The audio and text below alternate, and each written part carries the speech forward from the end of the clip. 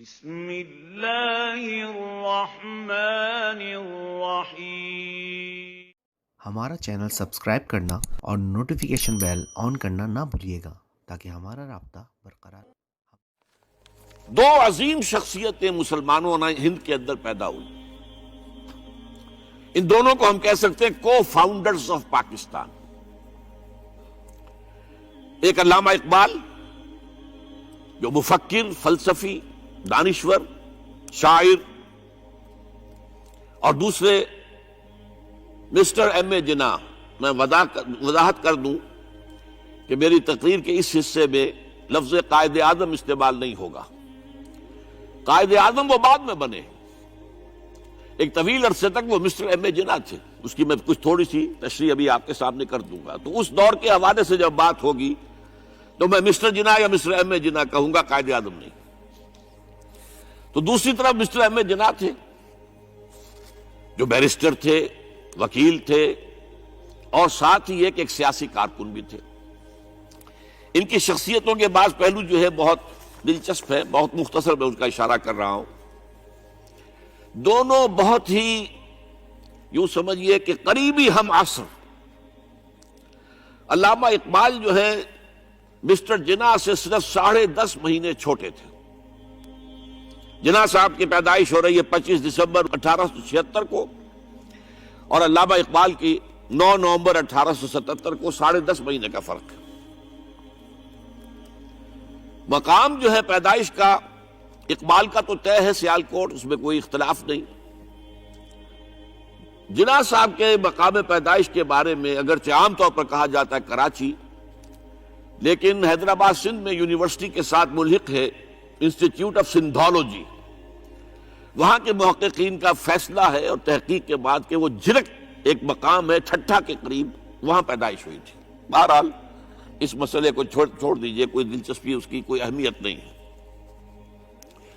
ایک البتہ بات ذرا دلچسپی کی بھی ہے۔ علامہ اقبال کے بارے میں معلوم ہے ان کا پس منظر خاندانی جو تھا وہ کشمیری پنڈت، کوئی اختلاف نہیں۔ ایم اے جناح کے پس منظر کے بارے میں اختلاف ہے۔ عام طور پر مشہور ہے کہ وہ اسماعیلی کھوجے تھے، لیکن مجھے ایک عجیب اقتباس ملا ہے۔ یہ 1964 میں آپ بیتی نمبر شائع کیا تھا ماہنامہ نقوش نے، 1200 صفحے کا۔ اس میں تمام مشاہیر کی زندگی کے حالات ان کے اپنے تحریر سے یا اپنے قول کے حوالے سے بڑی خوبصورتی سے جمع کیے گئے۔ اس میں مسٹر جناح کا قول یہ ہے کہ میں اصل میں منٹگومری کے علاقے کے راجپوت ایک خاندان کی نسل سے ہوں۔ اس میں میں ان کا قول سنا دیتا ہوں، میرے پاس اس کی یہ فوٹو سٹیٹ موجود ہے۔ میں پنجابی راجپوت ہوں، کئی پشتیں گزری، میرے ایک جد کاٹھیا واڑ چلے گئے تھے، وہاں انہوں نے ایک خواجہ لڑکی سے شادی کر لی تھی اور انہی کے خاندان میں مل گئے تھے۔ اس وقت سے ہم لوگ کھوجوں میں شمار ہونے لگے۔ میرے وہ جد جو کاٹھیا واڑ چلے گئے تھے ضلع منٹگومری کے رہنے والے تھے۔ اب اس کا حوالہ کیا ہے؟ یہ بات قائد اعظم کے منہ سے اس وقت نکلی جب نواب صاحب باغپت نے کہا کہ آپ کا خاندان تو تجارت پیشہ ہے، پھر آپ میں یہ گھن گرج کہاں سے آئی؟ تو اس کے جواب میں قائد اعظم نے فرمایا کہ میں اصل میں اسماعیلی کھوجا نہیں ہوں، بلکہ میری رگوں میں جو خون ہے وہ راجپوت کا ہے۔ اور اس کے راوی ہے صغیر احمد عباسی، پرائیویٹ سیکریٹری نواب صاحب چھتاری۔ بہرحال یہ ایک دلچسپی کی بات تھی اور کوئی اہمیت اس کی خاص نہیں ہے۔ البتہ ایک اور بات جس کی اہمیت ہے، علامہ اقبال کے خاندانی اثرات میں مذہبی روح، مذہبی جذبہ جو ہے وہ بڑا گہرا تھا۔ ان کے والد شیخ نور محمد صوفی مزاج بزرگ تھے، نماز روزے کی پابندی والی معاملہ تو تھا ہی 100%، لیکن ان کا مزاج صوفیانہ تھا۔ والدہ بہت نیک۔ پھر ان کی ابتدائی تعلیم جو ہے جس ماحول میں ہوئی ہے، علامہ میر کاشمیری بہت بڑے عالم، بہت بڑے جو ہے مدرس، ان کا فیض حاصل ہوا ہے۔ تو یہ اقبال کی تربیت کے اندر، ابتدائی تربیت کے اندر مذہب کا حصہ کافی تھا۔ ایسی کوئی چیز محمد علی جناح کے معاملے میں ہمارے علم میں نہیں ہے۔ جنا پونجا ان کے والد تھے اور ایک عام درجے کے کاروباری تھے، چمڑے کا کاروبار کرتے تھے، لیکن اس میں شک نہیں کہ ذہانت، فطانت، محنت، مشقت میں محمد علی جناح بہت آگے تھا، بہت آگے تھا۔ اس نے 16 سال کی عمر میں میٹرک تو کیا، لیکن پھر ذرا غور کیجئے 20 سال کی عمر میں انگلستان سے بیرسٹری کر کے واپس آ گیا، 20 سال کی عمر میں، اور آتے ہی پریکٹس شروع کی کراچی میں پریکٹس نہیں چل سکی، جمی نہیں، تو پھر چلے گئے بمبئی، اور بمبئی میں ان کی پریکٹس جو ہے وہ جم گئی۔ اب یہاں سے معاملہ جو آگے کا ہے وہ بہت اہم ہے۔ محمد علی جناح کا مزاج بنیادی طور پر سیکولر اور نیشنلسٹ تھا۔ چنانچہ 1906 میں جب مسلم لیگ قائم ہوئی ہے، وہ مسلم لیگ میں شامل نہیں ہوئے۔ ان کا کہنا یہ تھا کہ اس کا نصب العین بلند نہیں ہے، اس کا مقصد اعلیٰ نہیں ہے۔ یہ کیا؟ یہ صرف اپنی جداگانہ نمائندگی کے حصول پر اور انگریز کو اپنی وفاداری کا یقین دلانا، یہ کوئی اونچا نصب العین تو نہیں ہے۔ اس کے بجائے وہ کانگریس میں تھے، اور دادا بھائی نورو جی جو صدر تھا کانگریس کا، اس کے سیکریٹری تھے۔ اس کے بعد بھی 7 برس تک وہ مسلم لیگ میں شامل نہیں ہوئے۔ 1913 میں جب مسلم لیگ نے بھی خود اختیاری کے حصول کو اپنا نصب العین بنا دیا، تب مسلم لیگ میں شامل ہوئے، اور وہ بھی مولانا محمد علی جوہر کے بہت اصرار پر۔ اس کے بعد بھی 1920 تک انہوں نے ڈوول ممبرشپ برقرار رکھی، کانگریس کے بھی، مسلم لیگ کے بھی، اور اس پورے عرصے میں ان کا سارا رول یہ تھا کسی طرح ہندوؤں اور مسلمانوں کے درمیان مصالحت ہو جائے، کسی طرح کوئی فارمولہ طے ہو جائے جو ایگریڈ اپون ہو، جس سے مسلمانوں کی تشویش بھی ختم ہو، انہیں بھی کچھ اطمینان ملے کہ ہمارا مستقبل جو ہے وہ بہت خطرے میں نہیں ہے، ہمیں کوئی اطمینان حاصل ہو جائے۔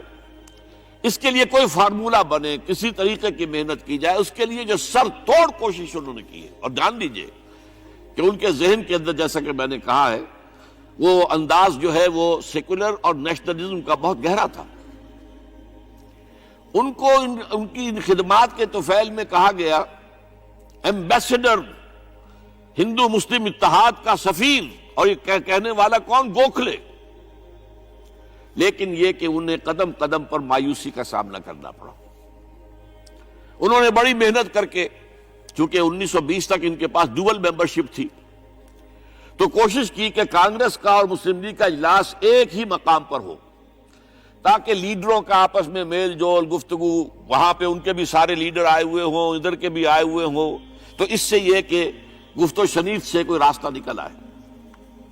چنانچہ 1915 میں بمبئی میں اجلاس ہوا، اور 1916 میں لکھنؤ میں، اور لکھنؤ میں پہلی مرتبہ ہندوؤں نے کچھ مسلمانوں کے اس مطالبے کو تسلیم کیا کہ انتخابات جو ہیں جداگانہ اصول پر ہوں گے، مسلمانوں کو ان کی جو تعداد ہے آبادی کی، اس کی نسبت سے سیٹیں ملیں گی۔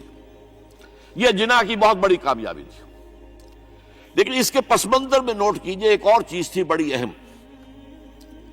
سن 1918-19 سے ایک عظیم تحریک ہندوستان میں شروع ہو چکی تھی، تحریک خلافت، کیونکہ خلافت عثمانیہ کو ختم کرنے کے لیے بڑی سازشیں چل رہی تھی، یہودی سرگرم تھے، اور برطانیہ کے ذریعے سے وہ چاہتے تھے کہ اس کو جو ہے وہ ختم کیا جائے، خلافت کو۔ اس وقت ہندو مسلمان ایک ہو گئے تھے۔ گاندھی خلافت کی تحریک میں شریک ہوا، حالانکہ کہاں گاندھی کہاں خلافت، کیا ان میں رشتہ کیا ہے، لیکن اسے اندازہ ہو گیا تھا کہ اگر ہم نے مسلمانوں کا ساتھ اس وقت نہیں دیا، جبکہ پورا ہندوستان گونج رہا تھا، بولی اماں محمد علی کی جان بیٹا خلافت پہ دے دو، ساتھ ہیں تیرے شوکت علی بھی، جان بیٹا خلافت پہ دے دو، پورا ہندوستان۔ ایک عظیم تحریک تھی، اس میں کوئی شک نہیں، بہت بڑی تحریک۔ لہذا اس پس منظر میں اسی کا اثر میں سمجھتا ہوں یہ ہوا کہ لکھنؤ پیکٹ ہوا 1916 میں، اور قائد اعظم کو اس میں کچھ سہولت جو ہے وہ نظر آ گئی، اپنی کامیابی کی شکل نظر آئی۔ لیکن جیسے ہی تحریک خلافت ختم ہوئی، ختم تو اس لیے ہو گئی کہ مصطفیٰ کمال پاشا نے خود ختم کر دی خلافت. وہ تو جیسا کہ پھر علامہ اقبال نے بھی کہا تھا، چاک کر دی ترک نادا نے خلافت کی قبا، سادگی اپنوں کی دیکھ اوروں کی عیاری بھی دیکھ. بہرحال خلافت ختم ہو گئی تو وہ سارا جوش خروش وہ سارا ختم ہو گیا. اس لحاظ سے یہ ہے کہ صورتحال تبدیل ہو گئی، اور اب ہندوؤں کے اندر دوبارہ وہ اپنی جو عصبیت اور مسلمانوں کے خلاف ان کے اندر جو جذبات تھے وہ اوپر ابھر کر آئے. چنانچہ 1928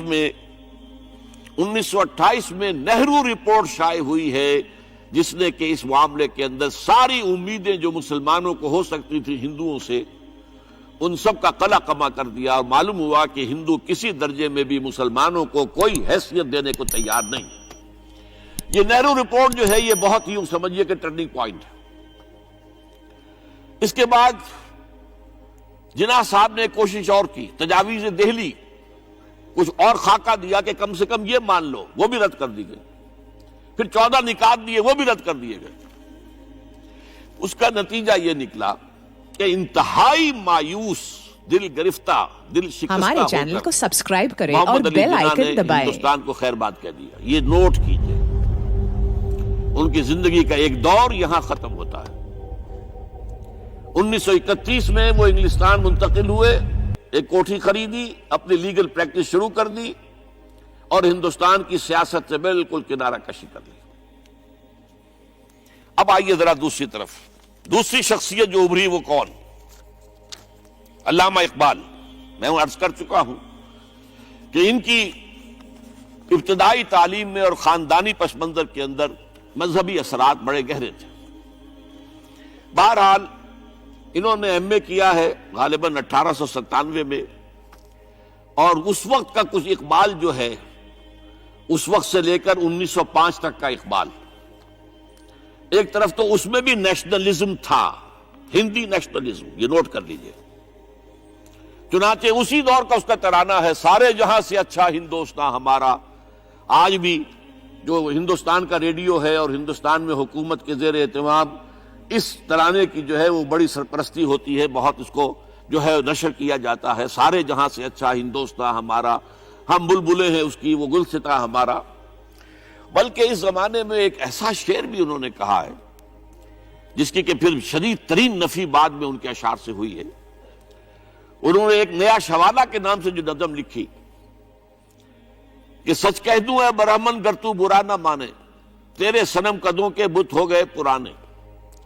اسی میں ایک شعر ہے کہ پتھر کی مورتوں میں سمجھا ہے تو خدا ہے، خاک وطن کا مجھ کو ہر ذرہ دیوتا ہے. خاک وطن کا مجھ کو ہر ذرہ دیوتا ہے. اس درجے گہرا انڈین نیشنلزم اقبال کے اندر بھی موجود تھا. لیکن جب اقبال انگلستان گئے ہیں، یہ 28 برس کی عمر میں انگلستان گئے ہیں سن 1905 میں، اور 3 سال وہاں رہے انگلستان اور جرمنی، اور بیرسٹری بھی کی، اور چونکہ فلسفی تھے پی ایچ ڈی بھی کر کے آئے. اس عرصے میں معلوم ہوتا ہے کہ اقبال کی قلب ماہیت ہو گئی. یہ میرا ایک تجربہ ہے، بڑا پرانا ہے، میرا مشاہدہ تھا. 1970 میں پہلی مرتبہ میں انگلستان گیا تھا، میرے چھوٹے بھائی وہاں زیر تعلیم تھے، انہوں نے بلایا تھا. وہاں میں نے دیکھا کہ یونیورسٹیوں میں پڑھنے والے ایک P H D, 2 P H D کرتے ہوئے لوگ بیٹھتے ہیں، جمعے کے روز قرآن پڑھتے ہیں، درس قرآن ہوتا ہے، اور وہ ایک دوسرے سے قرآن پڑھ کے سنتے بھی ہیں تاکہ جو تجوید کی غلطیاں ہوں ان کی تصحیح ہو سکے. اور میں نے سوچا کہ پاکستان میں اس سطح کے لوگ جو ہیں کبھی اس قسم کی مصروفیت میں مبتلا مجھے تو نظر نہیں آئے. تو اس کا مجھے ایک اصل میں تجزیہ میرا یہ تھا کہ جن لوگوں کی بنیادی تربیت میں اور خاندانی اثرات میں مذہب کا ایلیمنٹ موجود ہوتا ہے، چاہے وہ ہندوستان میں رہتے ہوئے وہ زیادہ ظاہر نہ ہو، نمایاں نہ ہو، اس کے آثار سامنے نہ آئے، لیکن جب وہ ایک مخالف ماحول میں پہنچتے ہیں، اس مخالف ماحول میں ان کے اندر کا وہ چنگاری ان کی جو ہے وہ شعلہ بن کر بھڑکتی ہے. چنانچہ یہ معاملہ میں نے پھر بعد میں امریکہ میں بھی دیکھا، ہر جگہ دیکھا ہے کہ وہاں 2 نتیجے ہوتے ہیں. یا تو یہ کہ ایک آدمی ڈاؤن دی ڈرین گیا، تو وہاں کی تہذیب میں رنگا گیا شراب اور یہ اور وہ اور رقص اور سب یہ ساری چیزیں آ گئی. اور یا پھر جو بچ گیا جس کے اندر دین کا کوئی حمیت کا شائبہ تھا وہ پھر بھڑکتا ہے، پھر وہ ایکٹیوسٹ ہوتے ہیں، وہ کام کرتے ہیں. لہذا یہ معاملہ جو ہے علامہ اقبال کے ساتھ پیش آیا، اور خود انہوں نے کہا بھی ہے مسلمان کو مسلمان کر دیا طوفان مغرب نے. وہاں سے جب یہ واپس آئے ہیں تو اب نوٹ کیجئے 1908 سے 1930 تک یہ جو 22 برس ہیں علامہ اقبال نے کیا کیا نوٹ کیجئے. وہ آپ جانتے بھی ہیں، میں صرف گنوا رہا ہوں. اسلام کے نظام فکر اور فلسفہ اور حکمت کو بیان کیا، اپنی شاعری کے ذریعے سے بھی، اپنی نثر کے ذریعے سے بھی. قرآن کی ایک نہایت جدید اور بہت عمدہ تفسیر، اگرچہ تفسیر کے نام سے آپ کو کہیں تفسیر اقبال نہیں ملے گی، لیکن کلام اقبال خود تفسیر ہے. خود دعویٰ کرتا ہے کہ میرے پیغام میں سوائے قرآن کے اور کچھ نہیں ہے. گر دلم آئی نئے بے جوہر است، ورب حرفم غیر قرآن مزمرست، پردہ ناموس فکرم چاک کن، ای خیابہ راز خارم پاک کن. یہ مناجات بحضور سرور کائنات صلی اللہ علیہ وسلم وہ کہتے ہیں کہ اے اللہ کے نبی، اللہ کے رسول، اگر میرے پیغام میں کہیں قرآن کے سوا کوئی شے شامل ہو گئی ہے میری شاعری میں تو آپ میرے فکر کا پردہ چاک کر دیجیے. روز محشر خار و رسوا کن مرا، اور قیامت کے دن مجھے ذلیل اور خوار کیجیے گا، اور بے نصیب از بوسہ پاکن مرا، اور مجھے اپنی قدم بوسی سے محروم کر دیجیے گا. یہ بات کہہ رہا، اس کا دعویٰ ہے، اس نے جو کچھ کہا قرآن سے کہا. اس کی شاعری جو ہے میرے نزدیک، اور میں نے تو اپنی جو سورسز گنوائی ہیں کہ میں نے جو قرآن مجید کا فکر یا سوچ جو بھی آپ اسے کہیں، جو تھوڑا بہت مجھے میسر ہوا ہے، ان میں نے 8 اشخاص کو نمایاں طور پر بیان کیا ہے. 4 یہ ہیں 2 کے جوڑے. 2 ابوین ہیں، ابوالکلام ابوالعلا مودودی، ابوالکلام آزاد. 2 دکترین ہیں، ڈاکٹر اقبال، ڈاکٹر رفیع الدین. 2 شیخین ہیں، شیخ الہند مولانا محمود حسن جن کا ترجمہ ہے قرآن مجید کا، اور اس پر حواشی ہے شیخ الاسلام شبیر احمد عثمانی کی. 2 ہی عین مولانا فراہی اور مولانا اصلاحی جنہوں نے قرآن مجید کے مضامین کے اندر جو اندرونی نظم ہے اسے واضح کیا. علامہ اقبال میری ایک بہت بڑی سورس ہے، بلکہ سب سے زیادہ گہرا اثر مجھ پر جو ہے بچپن سے جو ہوا ہے وہ تو علامہ اقبال کا ہے. 5ویں جماعت کا طالب علم تھا جب ان کا یہ شعر میرے ذہن میں کہیں چپک کر رہ گیا ہے، جواب شکوہ کا، وہ زمانے میں معزز تھے مسلمان ہو کر اور تم خار ہوئے تارک قرآن ہو کر. پھر علامہ اقبال نے مغربی فکر پر شدید تنقید کی، بہت بڑا ناقد، اور خاص طور پر مغربی تہذیب جو ہے اس کی نفی کی. یہ سارا کام کیا، اور اس سب سے بڑھ کر وہ تجدید ملت اسلامی کا علمبردار بن کر سامنے آیا. اس نے خوشخبری دی کہ دنیا میں اسلام کے غلبے کا دور آنے والا ہے. ملت اسلامیہ جو اس وقت دبی ہوئی ہے، پسی ہوئی ہے، پوری دنیا میں پامال ہے. آپ کو معلوم ہے کہ پہلی جنگ عظیم کے بعد کیا صورت ہو گئی تھی. سلطنت عثمانیہ کے جب دھجیاں بکھیر دی گئیں اور کولونیل امپیریلزم جو ہے پورے عالم اسلام پر حکمران تھا، پورا عالم اسلام جو ہے محکوم. اگرچہ یہ دبے ہوئے ہیں، پسے ہوئے ہیں، گرے ہوئے، لیکن ان کا دوبارہ غلبہ ہوگا، یہ ابھریں گے، ملت اسلامیہ کی تجدید ہوگی، اسلام کی نشأت ثانیہ ہوگی. اسلام کے روشن مستقبل کے مبشر بن کر علامہ اقبال سامنے آئے. اور ایک اور جو بہت بڑا کام کیا وہ وہی وطنی قومیت کی شدید نفی، بلکہ شدید